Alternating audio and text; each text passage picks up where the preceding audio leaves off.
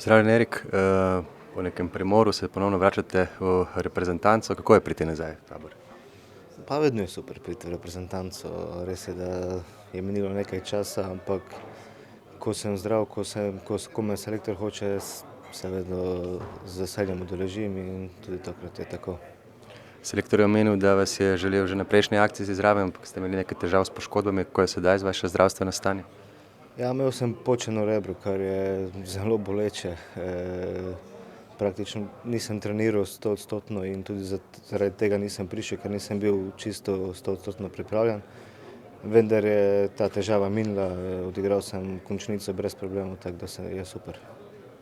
Zdaj pa pred vami je velik motiv, dve zelo kvalitetni, močni tekmi in pomembni tudi z vidika kvalifikacij. Kako gledate na obračune s Finsko in Dansko?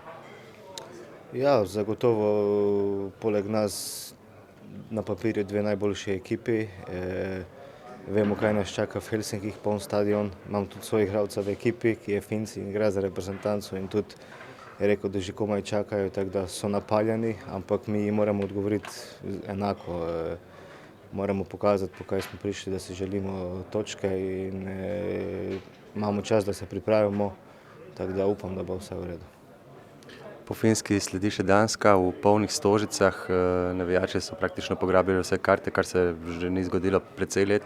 Čutite tudi vi to evforijo, večje zanimanje v Sloveniji za nogomet? Pa ja, pa zagotovo. Super je, tako bi moralo biti vsako tekmo po mojem mišljenju.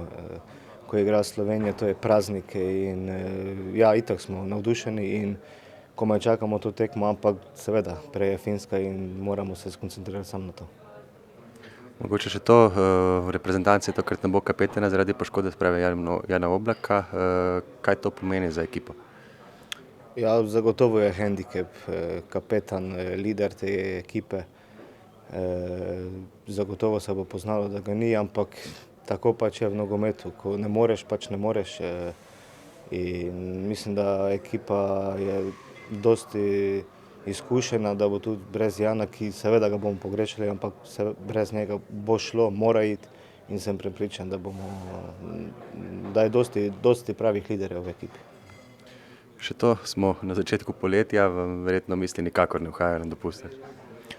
Ma niti ne uhajajo. Sem pač si skoncentriran, to je naš posel in ni lepšega kot igrati za reprezentanco. Zdaj, če je to pozimi ali poleti, vseeno je teh 15 dni ostalo in maksimalni fokus in na polno, vsak trening, vsako tekmo.